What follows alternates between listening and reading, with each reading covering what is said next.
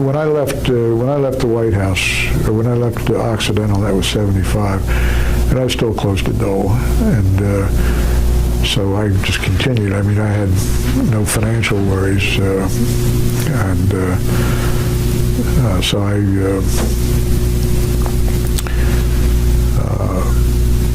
was working with him, still writing speeches, and then came along the convention in Kansas City, and he wanted me to write a speech. He was going to be, keynote speaker. He had a big speech there, and so I wrote it, and we went down there with him. He was to give it, and of course, we were at that point where we felt like we could get him a nomination for vice president, and I had some connections there. Dave Gergen was working for Ford, and he had survived the putsch after Nixon left. And so I went, and of course, that's when I met Dave Owen. And Dave was working the candidate, or working the delegates to get Dole nominated. And Dole was, you could see that part of Dole that was very unattractive, because he believes in he believes in magical. He's a magical thinker. There's a term in psychology, magical thinking. And if you just believe and let things alone. So he was upset with Dave because Dave was out there talking to the delegates, saying, "Well, if Howard Baker doesn't get it on the first ballot, would you support Bob Dole?" And just doing the things you do.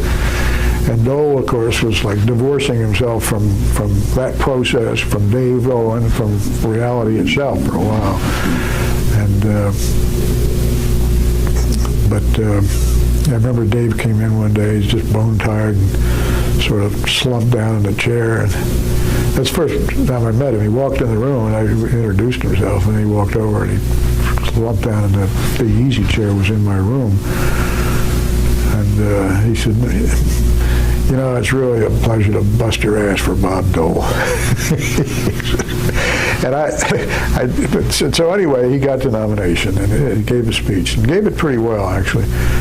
We had adjoining rooms, so there was a door, and it was his room, my room. I brought my wife down by that time, and I remember he got the phone call, and heard this knock on my door, and I opened the door, and it was Bob, and Elizabeth was peering over behind him, and he put his hand up. "I guess this one, it's like, it's us." So and I thought, it's one of those moments. Noel can be very touching, and he was very happy, and just totally happy, and I was happy for him. We're going to stop here to change tape.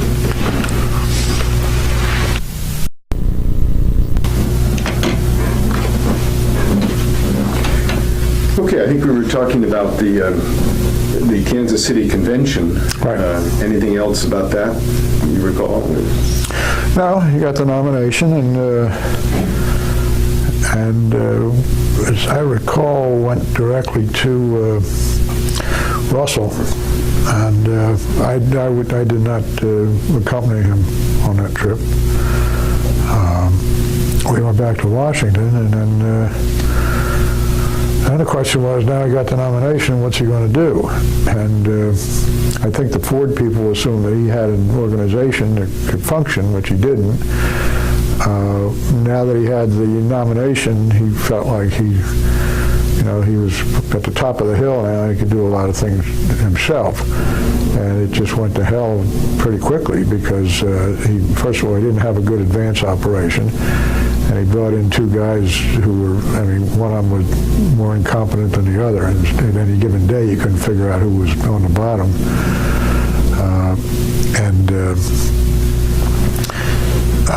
But he was,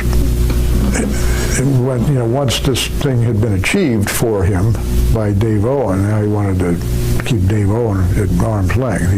Bob would oscillate back and forth this problem of being very dependent on people and then resisting that dependence. And so that proved to be a problem early on, and it was a problem that never got itself solved. And so the campaign never got off the ground, basically. He was one of the things that he did, which was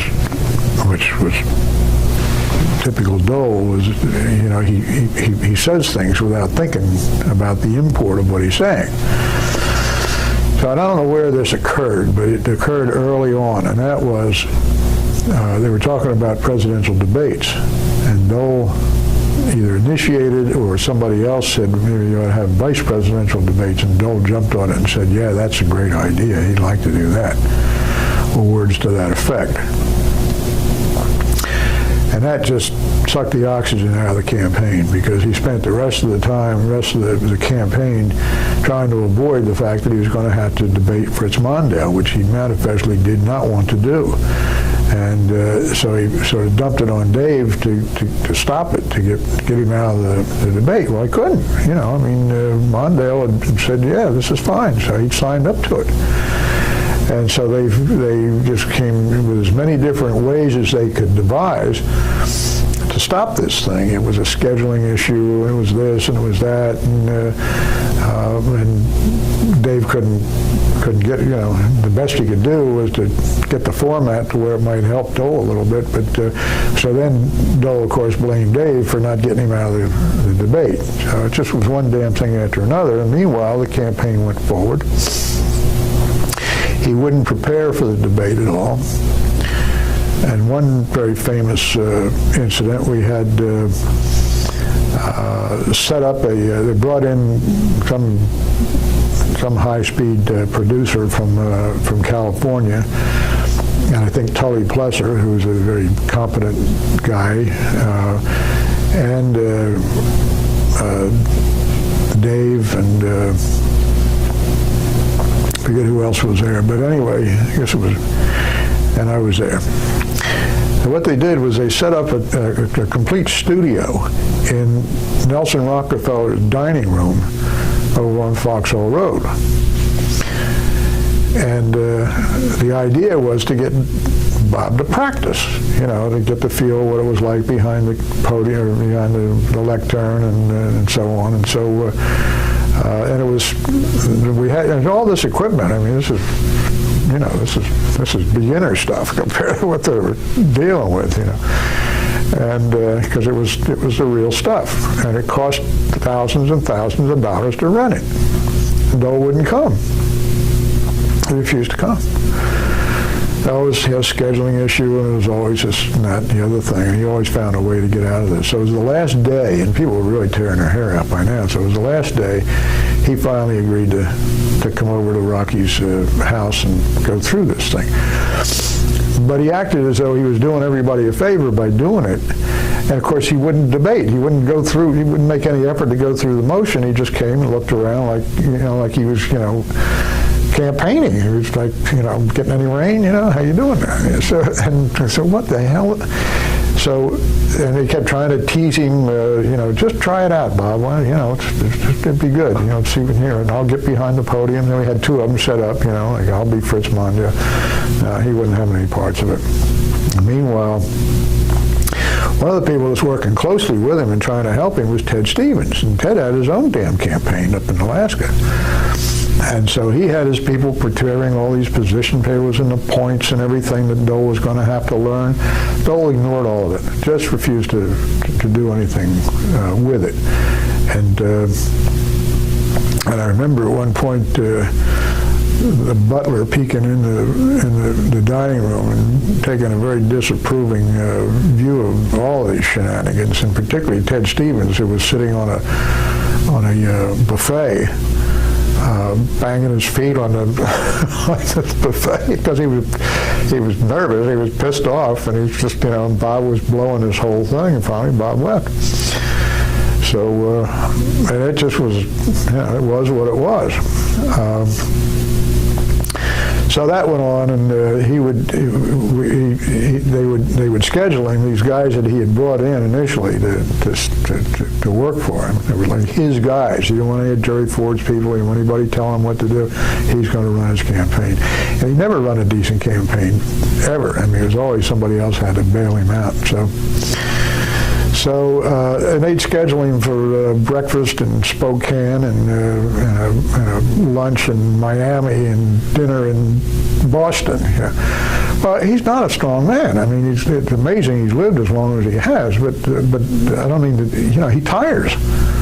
If you have bag drag at 5 o'clock in the morning, he's got to get up at 4 o'clock because it takes him longer to get dressed than anybody else. And so they just wore him out right from the beginning. He was exhausted, and he's not at his best when he's exhausted. He would, and I'm on the plane writing the speeches for him, but he would never approve a speech or approve anything in time for us to write a press release in time for the press to file it. He was at war with the press the whole time, and of course he blamed them for all his problems, and he wouldn't concentrate, and we couldn't, so finally everybody hated everybody.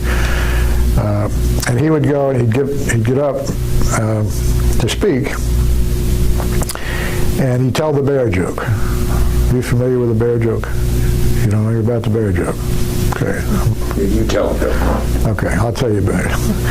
Bear walks into a bar, says, let me have a beer. Bartender gives him a beer. Bear drinks the beer. How much is that? Bartender says, well, wait a minute. So he goes in the back, talks to the manager, says, there's a bear out there. And he just had a beer, and he wants to know how much to charge him. The guy said, well, hell, you won't know any difference. Charge him $4.50. He goes back out, and he says, it'll be $4.50. So Bear puts $5 in the bar and says, I'll have another beer. Has another beer, puts their beer and puts down another $5 and takes his change and starts to walk out. The bartender said, excuse me, before you leave, he said, I'm just wondering if you mind my asking. He said, we don't get many bears in here. Bear said, $4.50 a beer. It's no wonder you're going to give them any more.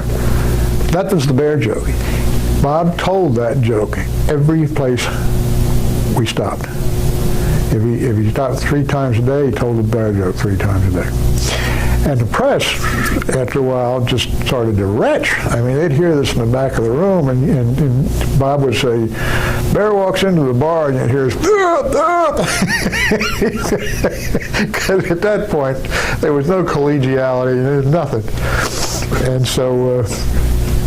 And then, of course, the ultimate silliness. Well, first of all, they got a bear. They got a teddy bear. And they got press credentials and sunglasses for the bear, and the bear had his own seat on the plane. And the bear's name was Barely Able, which signified the fact that they were barely able to cover the campaign because of the way the candidate was behaving. And so, but then one night, for some reason, Dole stood up at this place, and the press was all there in the back of the room, the way they are. And he started into a speech, and he didn't give the bear joke. And it was like the whole universe had turned upside down. And all of a sudden you hear, bear joke, bear joke. So he had to stop the speech and tell the bear joke, and it went on from there. And that was, that was the way it was. Anyway, but he couldn't, because he didn't pay attention to the speeches. And instead of just getting a stock speech and give it, he wanted a new speech every place he went, or he wanted a response to something Jimmy Carter had said. And so he would first he'd tell the bear joke, and then he would start through these an increasingly protracted string of self-deprecatory remarks. A little of that stuff goes a long way. And Bob would start out, well, it's nice to be here with you tonight. Of course, when you're a Republican, it's nice to be anywhere. And then he'd start telling, these just quips, and they were quite regularly directed at himself. And you'd be sitting there listening to people, conversations, and they'd be saying things like, he doesn't like himself very much, does he? And, so it was, and it permeated the campaign. And people would get on the plane, get off the plane. Pretty soon people got on the plane and nobody got off. And the press was getting squeezed in the back. And of course they're paying for their, And so Dole wanted them to move and get another plane, and they weren't having that. They said, hell, we can't, it's all we can do to cover the thing now. If we get on another plane, it'll be done. But he would do this, and he would go on. He was going to speak for an hour. 35, 40 minutes of it would be this self-deprecatory stuff. And then he would, oh my God, I got to give a speech. Then he'd start reading it, and he'd lose his place, and paper would be flying everywhere, and you just think, Jesus Christ, just get through it and get out of here. And that was the way it went through much of the campaign. And was Ford sort of desperately concerned about this? Oh yeah. There was no way to remedy things. Well, one remedy was they wouldn't let us come home. I mean, we were out west of the Mississippi, and they figured, if we lose the West, we're going to lose anyway. There's no way he can lose the West. Of course he could. But we got stuck out there. They wouldn't let us book anything back on the East Coast, which is where they were trying to, contend for the presidency. And so they finally, Rockefeller's people, I think a guy named Joe Canzeri, I think he's dead now, but he got on the plane and he kind of pushed these tyro advance men and people, the schedulers that Dole had brought in, and pushed them aside, put them in honorific jobs, and brought in some professionals from Rocky's staff. But there was a limit. I mean, going back to this magical thinking thing, I remember we had an event in Albuquerque, and the next one was going to be in Butte. So we're going to fly from the bottom of the United States all the way to the top, which we could have made, except that Dole heard somewhere that Reagan was going to be at Stapleton Airport. And so he had to divert the plane to Stapleton, land, so he could have a meeting with Ronald Reagan. It was like something wonderful will come of this. Something will change as a result of having met with Ronald Reagan.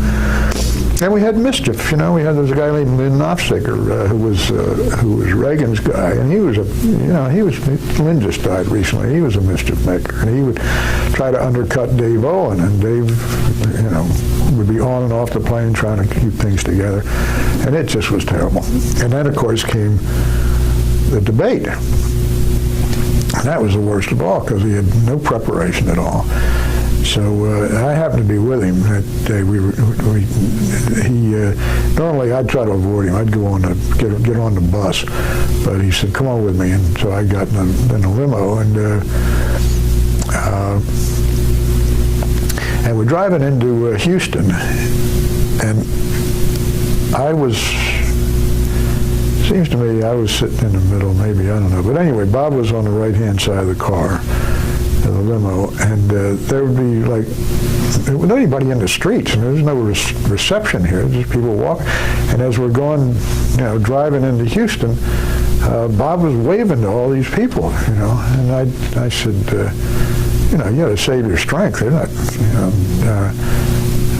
you're going to have to do a lot more of this stuff once you're vice president. And he said, we're not going to get elected. And Elizabeth went, Bob! She was horrified. And he said, no, we're not going to get elected. And this was on the way to the debate? Yeah, this was on the way to the debate, the Alley Theater. Now, at some point during our perambulations around the country on the Bob Dole Express, we were commiserating over the fact that we were being attacked, Ford was being attacked over the economy and unemployment and so on. And now the thing was, I said, you need to try to find a way to get across the fact that, because they were always saying when the Democrats were in, we always have full employment. And I said, yes, and when the Democrats have been in, we've been at war. So that eats up your unemployment problem. And when you stop a war, you're going to have kind of problems. You're bringing people home, finding jobs for them, and that's really the explanation for the situation. We've got to find a way to convey that. And so he gets into the debate, and it started out reasonably well, I guess, but it just started to go to hell because he was totally unprepared. Ted Stevens was there in Houston. He tried to meet with him and tried to help him. He refused to do it. Instead, he and Elizabeth went out and bought a tie. He thought, if she bought him a tie, it would bring him luck. So that's what they did. They went out and bought a Countess Mara tie. And he's used to like Senate exchanges where you could get away with this stuff, but you couldn't get away with it in a formal debate thing, and he'd been just refused to deal with it. Now he was in the reality, and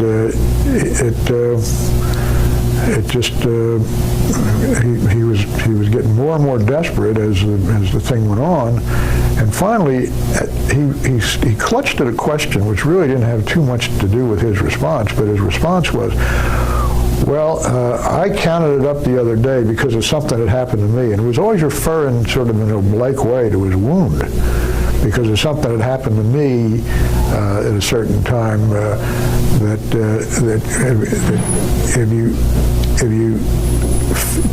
the number of people killed in Democrat wars would fill the city of Chicago, and it just went, oh my God.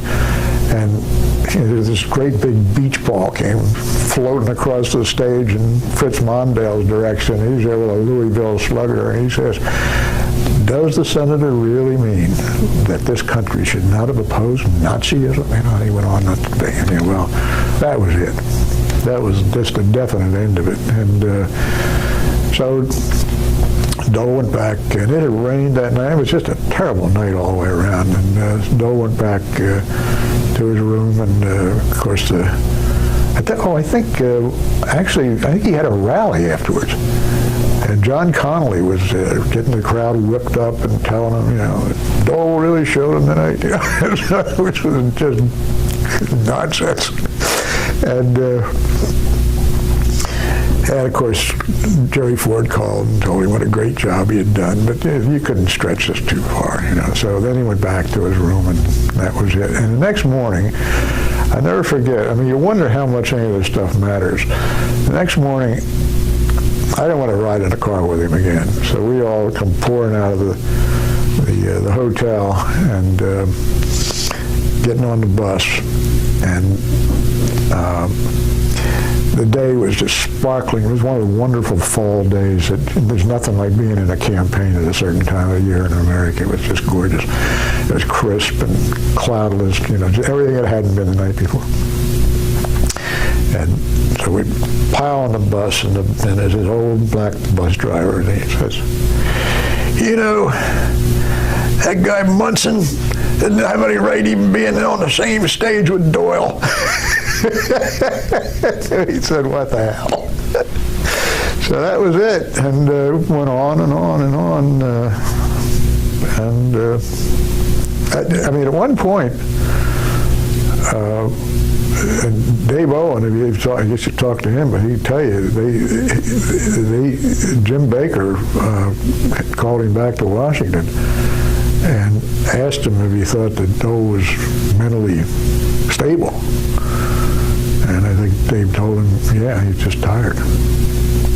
But as it went on, as we talked among ourselves on the plane, everybody was totally demoralized.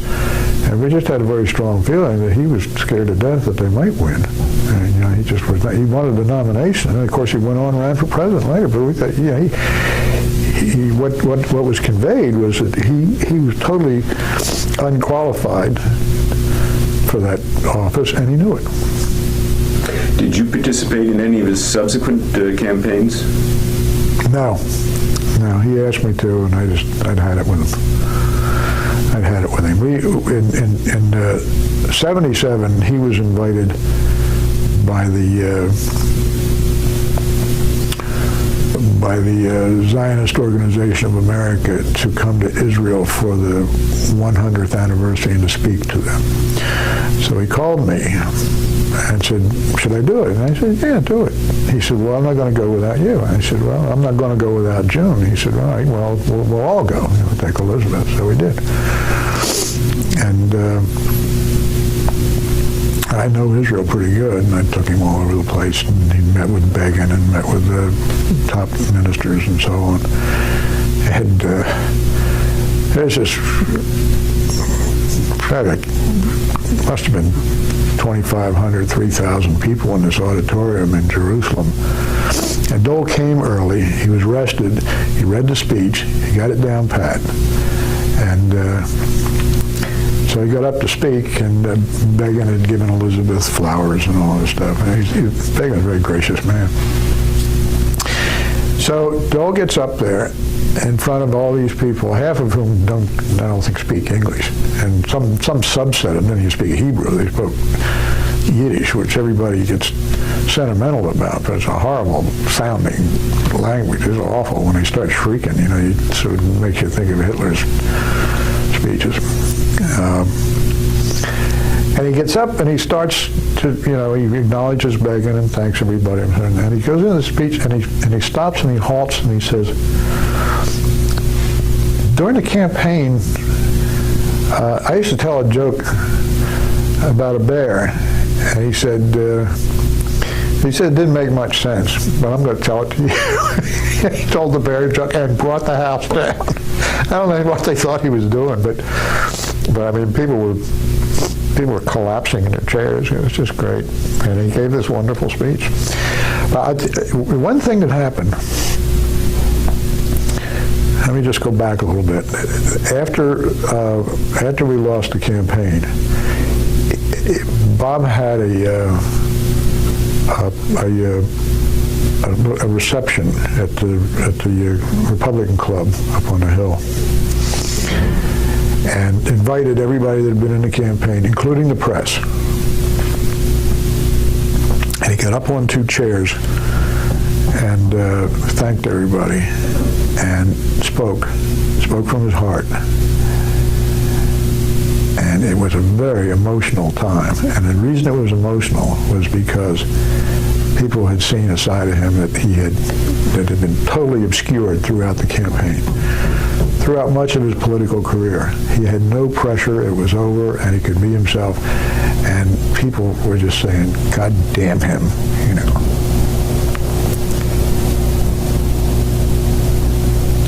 They were saying that Bob Dole could have been elected. It was really quite a time. And then we got together probably the next day at the apartment, the Watergate, him and Elizabeth. And he said, people think that I'm a bad person as a result of all this, and I'm not, and I'm going to change their mind. And Elizabeth said something, I mean, we figured out, like you always do, in hindsight, how many votes if we moved here or there we could have won. And it was something like 200 votes in Ohio or something like that. I don't know what it was.